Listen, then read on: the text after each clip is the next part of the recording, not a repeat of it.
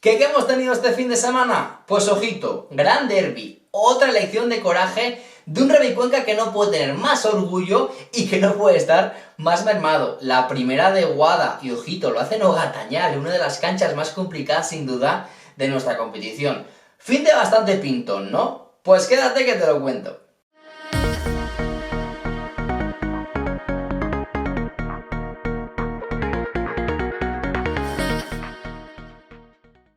¿Qué tal amigos? ¿Cómo estáis? Bienvenidos a este vídeo Tiempo de Asobal, jornada número 5 en esta Liga Nexus Energía Asobal que empezamos a repasar, como cada martes, con los siguientes resultados. Comenzando por ese, Irudek Bidasoa Irún 32, Bada Huesca 24, Caja Sol Ángel Jiménez Puente Genil 26, Abanca de Mar León 33, Frigoríficos Cangas 29, Sanifentro Guadalajara 34, Tubos Aranda Villa Aranda 31, Bazco Torlavega 34, Revi Cuenca 32, Horneo Eón Alicante 27, Caserío Ciudad Real 30, Vivero Serol Nava 27, Recoletas Atlético Valladolid 27, Logroño La Rioja 34 y por último ese Freaking Granollers 28, Barça 35. Y así está, por tanto, la clasificación, empezando por Bidasoa y Torrelavega, primero y segundo con 9 puntos cada uno, en 5 partidos, 4 victorias y un empate para ambos. El Barça con 8 puntos tercero, pero ojito con un partido menos, recordad que se abrazó por el Mundial de Clubes, su encuentro ante el Villa Aranda, también con 8 puntos el Freaking Granollers, Ademar con 7, Logroño con 6, Valladolid con 5 y aquí empiezan ya los empates a puntos. Con 4 están el Cuenca, el Villa Aranda, el Puente Genil y el Caserío Ciudad Real, y con 2 puntos Nava, Cangas, Guadalajara, Alicante y Bada Huesca.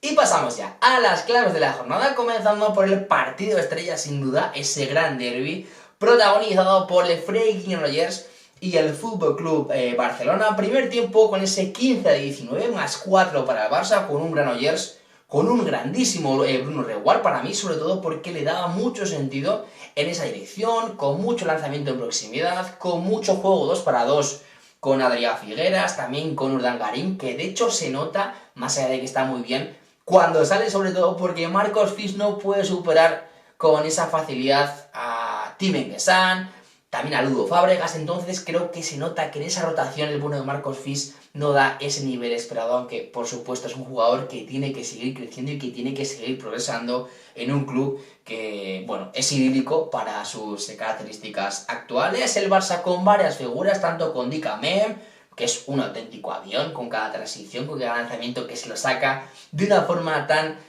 fácil, es increíble cómo acaba notando momentos donde parece que, bueno, a la gran mayoría de los jugadores se le nubla, sin duda, el ataque. Petar Cicusa, con 5 goles, me gustó bastante, sobre todo porque le dio minutos a Antonio Carlos Ortega y le da una buena lectura al ataque posicional del Barça. Barrufet en 7 metros, que es un especialista auténtico, o sea, tiene una amalgama de recursos que es que acaba anotando prácticamente todos los que lanza, y Frade en 6 metros. De hecho, la portería de Granollers para mí está mejor en el primer tiempo que Nielsen, pero la clave, sin duda, son las pérdidas, sobre todo en ese comienzo de partido, donde, si no recuerdo mal, empieza con un 3-0 el Barça y ya tienes que ir a remolque con todo lo que ello implica. En el segundo tiempo, en el minuto 35, o sea, en el 5 de segunda parte, ya se pone el Barça 17-23, o sea, más 6, con varias acciones seguidas de Tim Enguesan, sobre todo en transición, que acaba anotando prácticamente 2-3 goles y ahí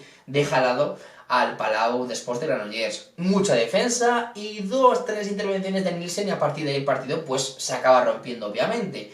Hay momentos de mucha transición, de mucho contragol, Nielsen otra vez de nuevo, y Petar ahí en una de las últimas acciones del partido se lleva su mano al tobillo izquierdo, que de hecho es el tobillo, si no recuerdo mal, maltrecho, se lo lesiona en la Copa de España, y a ver si no puede tener, o mejor dicho, a ver si no tiene nada, porque creo que ese partido es una demostración de que, joder, Petar seguramente tiene que seguir jugando más minutos, no se le ve que tenga mucha continuidad con Antonio Carlos Ortega. Ojo, lo verá él, por supuesto, pero sí que es cierto que yo al menos siento que no está contando mucho con él, con todo lo que ello implica, ¿no? Es un jugador pues bandera en el Barça y sin duda pues para mí está faltando un poquito más de continuidad y creo que estos partidos sobre todo pues acaba viéndose más allá de que es superior al rival del Barça, pues jugar, que tiene mucha calidad y que tienes que seguir metiéndolo en esa dinámica sobre todo de rotación porque te va a hacer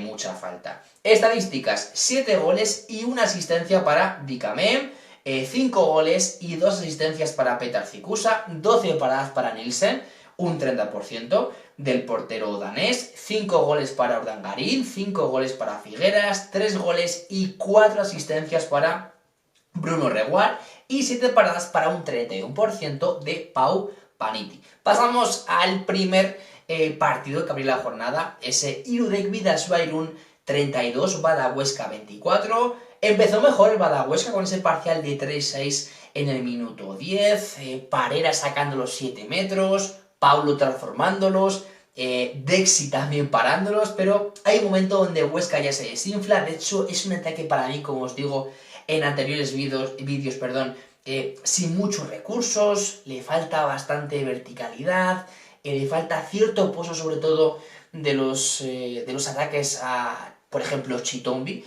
en ese puesto de central, y Bidasoa defiende, corre y encuentra a Rodrigo Salinas en ese ataque posicional para empezar a aventajar al equipo de Nolasco. El segundo tiempo fue de mero trámite, con un Huesca, como digo, muy flojo. Bidasoa me gustó más en ese segundo tiempo en defensa que en ataque, pero aparecieron Rodrigo Salinas otra vez, Tito Díaz, y creo que Bidasoa solventó un partido sin mucha exigencia. Pasamos a lo que sucedía en el Santiago Montjuic, esa victoria por 31-34 del vasco Torlavega. Para mí, uno de los mejores primeros tiempos del vasco en este comienzo liguero. En portería la diferencia era brutal. Tercariol 10 paradas para un 43% y Guitar solo 2 paradas.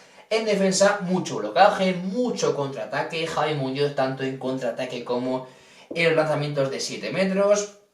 Y en ese ataque posicional tanto Isi Martínez en la dirección como los lanzamientos de Prokop o de Andrés Moyano. Para mí el debe quizá es esas acciones que las interpreta muy bien Jakub Sladowski, de un Villaranda que se notó que le costaba mucho generar y superar esa defensa, ese 6-0 del conjunto de Cuétara. Del +5 en el comienzo de segunda mitad se pasa a ese 26-27, o sea, Villaranda cumplió el marcador gracias a las pérdidas, sobre todo del ataque cántabro, las exclusiones que encadena ahí 2-3, sobre todo donde juega bastante en inferioridad, y sobre todo las paradas de Guitar, pero aparecieron en esos momentos clave, en esas acciones decisivas, tanto del Carriol como Calle, para que Villaranda pues no lograra ni empatar el marcador y por tanto sumara un gran triunfo al conjunto besallense. Isi Martínez con 6 goles y 2 asistencias, uno de los mejores sin duda del partido, y Prokop con 7 goles y 1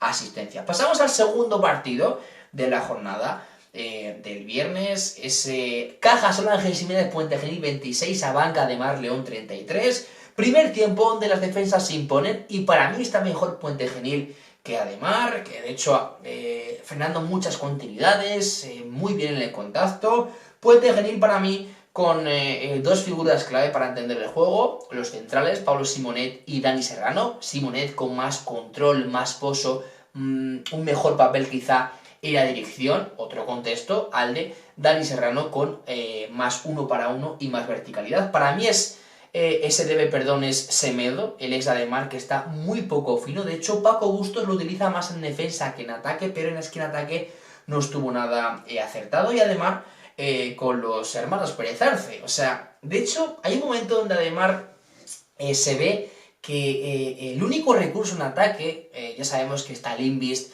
el lateral izquierdo sueco pues lesionado, ahí pierdes una baza importante en ese lanzamiento exterior, tampoco está Lodos, con Samu Saiz no termina de contar, o mejor dicho, no termina de entrar en esa rotación, pues sobre todo Rodrigo se basa sobre todo el ataque de Ademar en mucha penetración y creo que hay momentos donde le falta un pelín más, ¿no? Un recurso más que quizá lo puede notar sobre todo en Europa, que de hecho empieza ya este martes.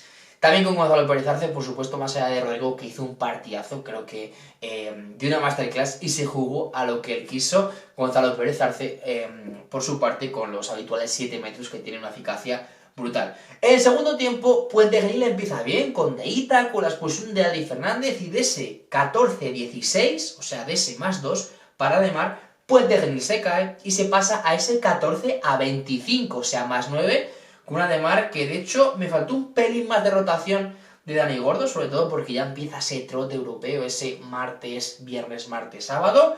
Saiz con 10 paradas y Rodrigo, como digo, con 9 goles y una asistencia. Pasamos a uno de los partidos sin duda de la jornada, ese Recoletas Atlético Valladolid 27, Dicorpebar Logroño La Rioja 34, partido de mucho ritmo, de constantes alternativas, de un 15-15 en el primer tiempo, donde el Recoletas castigaba sobre todo, ojo, grandísima noticia, con pivotes, con Ribeiro y con Guedo, que el año pasado los veíamos y los seguimos viendo este año en defensa, pero es que este año están sumando un ataque ante la baja de Álvaro Martínez, que también estuvo fantástico, ahora lo comentamos.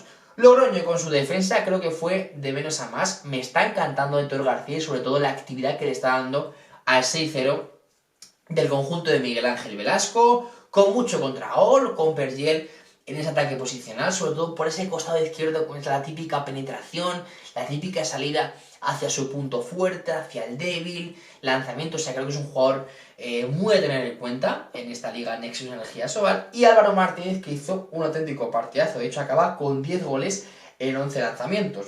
En el segundo tiempo se llega hasta el 15, hasta el Ecuador del segundo tiempo con ese 21-22, pero la balanza se acaba desnivelando con varias cosas que tengo por aquí apuntadas. Ledo, por supuesto, 12 paradas para un 32%. El Recoletas, para mí muy errático en ese ataque posicional, porque no se termina de asentar, comete ciertos errores ante un Logroño que encima aprovecha muy bien para correr, y ojito, el 7-6 de Velasco me está encantando porque sobre todo cuando Pisonero proponía ese 5-1 defensivo con Miguel Camino en el avanzado, pues Velasco sacaba 7-6 y ya obligaba al conjunto vallisoletano pues a defender prácticamente en 6 metros con todo lo que ello implica, y moviéndose muy bien Álvaro Martínez, como digo, con 10 goles en esa vuelta de los hermanos Martínez Lobato a Huerta del Rey. Pasamos a la victoria del Rey Cuenca por 32-27 ante el Horneo Eon Alicante. Cuenca no puede hacer más con menos, de hecho sigue sin fisio, sigue sin Pervela, Barceló lesionado del ligamento cruzado anterior, Mosquera tampoco está porque está tocado, sin pivotes prácticamente, solo con Gándara, que de hecho acabó llegando al final del verano, o mejor dicho en el comienzo de esta competición de liga, sin Aldini, sin Noedo, o sea, tiene muchas bajas, pero es que creo que está compitiendo, que es lo que se tiene que pedir al equipo de Lidio Jiménez, pues a las mil maravillas. Varias claves para mí, esa defensa con profundidad a Parker, de hecho Alicante creo que tiene momentos sin ideas, jugó poco Torrico, de hecho, pero es que no aprovecha, por ejemplo, que el Revi acaba jugando solo con 9 jugadores, de hecho estaba en el banquillo casi siempre tanto Antúnez, Notario, Colmena, que prácticamente no juegan apenas, y es que no dejas de jugar con ese cambio de ataque-defensa y poquito más, sale Arguillas, acaba parando después de llegar de lesión, después de recuperarse un 7 metros, o sea, creo que sobre todo, para estructurar mi cabeza, sobre todo, para que no os liéis, Cuenca, todos enchufados, con Fede Pizarro, con Tavares en el lanzamiento, para mí quizá el peor Toz, que le está costando un poquito entrar en esa dinámica del ataque de Lidio Jiménez. Aprovecha Cuenca, sobre todo, esa defensa con profundidad a Parker que, como digo, le falta, y ya el lazo con el equipo alicantino, no tiene ideas, más allá de Torrico, de alguna acción individual o de Parker, a partir de ahí se nubla, no aporta mucho los Javi, Rodríguez, los Aaron Gutiérrez, Escobedo, por ejemplo, prácticamente no se le ve el pasado sábado. Borja Méndez sale un poquito en la segunda mitad, pero no termina de darle esa continuidad al juego. O sea, creo que le falta un poquito a Alicante. Y también en defensa, porque era un partido, como digo, que podías aprovechar a llevar a Cuenca a un ritmo alto de encuentro, pero tampoco. Y sobre todo sin defensa, ¿no? Creo que no termina de encontrarse, o no termina de cerrar, no termina de ajustar Luis Augusto Moreno, los Pepe Oliver. Entonces, bueno, creo que Alicante, después de la victoria ante Guada, se vio que era un equipo que quizá puede estar un peldaño por encima de esos conjuntos que lucharán por el descenso, pero ojito que la competición es la que es muy justa por supuesto, y Alicante sobre todo ahora no está haciendo méritos para mí para ganar los partidos, y así se está viendo. Como digo, victoria cómoda del Revi Cuenca, Lima con 10 goles, Fede Pizarro con 7 y Tonicher 11 paradas para un 31%. Caserío 30, Viveros el Nava 27. Caserío para mí encontró una mina en 6 metros con Omar Serif con 5 de 5. De hecho se emparejaba casi siempre con Bryce González entre 3 defensivo y 2. Creo que sobre todo lo hacía muy bien el pivote egipcio, también entre postes defensivos. Creo que es un pivote que se da muy bien la vuelta, el antiguo Sanza es un pivote muy duro también en defensa, aunque sí que es cierto que tiene que controlar ese ímpetu que tiene muchas veces porque le puede costar exclusiones. Y también me gustó en el otro lado a José Andrés Torres, en otro lado me refiero, en otro lado posicional, porque luego se colocaba en esa zona de lateral derecho de Nava, ¿no? Entre poste y 2 defensivo con Alfredo Otero. José Andrés Torres es otro jugadorazo para mí, que sin duda es muy completo. Vimos también a Romanillos en el puesto de pivote en el segundo tiempo, que prácticamente otra vez hacía muchísimo daño. Y de hecho estaba Gonzalo Carro, estaba Nico Unano, que son jugadores muy experimentados, con mucho nivel en esta liga, pero no estaba nada cómodo Nava.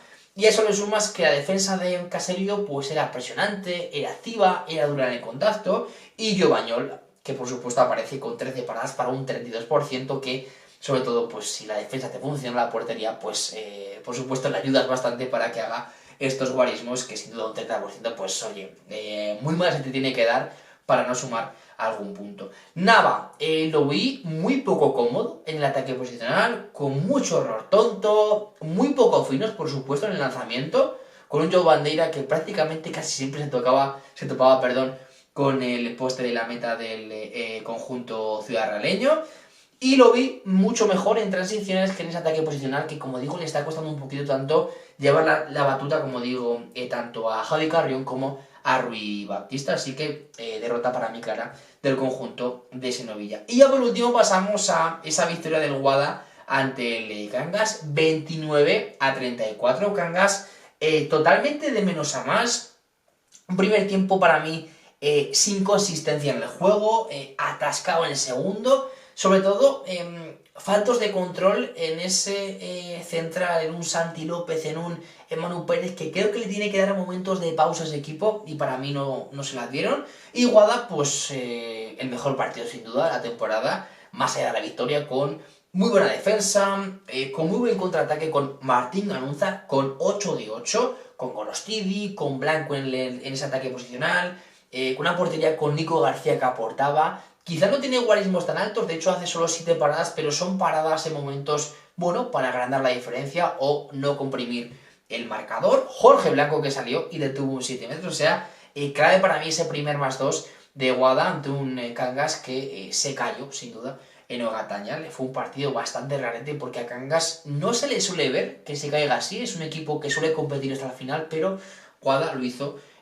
bastante bien. Pasamos a la sección nombres propios de la jornada, comenzando por supuesto, Rodrigo Pérez Arce, el central ademarista, con 9 goles y una asistencia. Como dijo, se jugó a lo que él quiso, se corría, acababa penetrando casi siempre, o sea, no es un jugador que por supuesto tenga un gran lanzamiento exterior, o tampoco un buen lanzamiento en proximidad, o sea, lo tiene sí, pero no destaca en ello, destaca más porque es un jugador más hábil para detectar espacios y penetrar, y creo que lo hizo a la perfección, y también, por supuesto, pues dándole esa continuidad a su equipo. Pasamos a Omar Serif también, me encantó sobre todo porque tuvo ese impacto necesario en el juego para casi siempre sacar algo. De hecho, ya estoy viendo en pantalla, 5 goles y 7 metros provocados, o sea, siempre que le daba la pelota, siempre acababa sacando algo, y sobre todo era un martirio para la defensa navera. Y por último, Petar Cikusa, que sin duda me ilusionó mucho volver a ver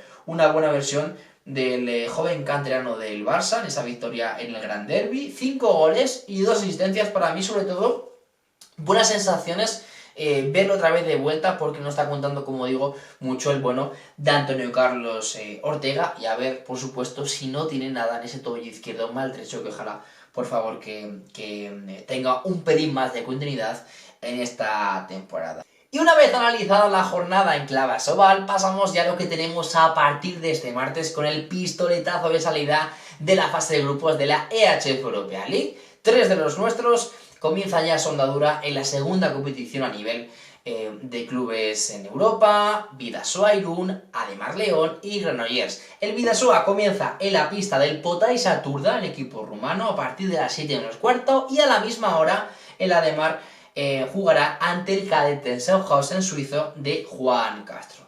En la siguiente franja horaria, a partir de las 9:15, tendremos ese Freiking Granollers Skanderborg danés. Champions, miércoles el Barça, ¿dónde juega? Pues a Macedonia, al infierno del Eurofar Pelister, dirigido, por cierto, por el bueno de Rubén Garabaya. Y el jueves tenemos tertulia para comentar toda la actualidad de la Asobal, el tema de la Copa del Rey en Alicante, la convocatoria actual de los hispanos. O sea, una amalgama de temas que creo que va a estar muy bien y que os recomiendo que la veáis. Hasta entonces, mucho balonmano y siempre balonmano.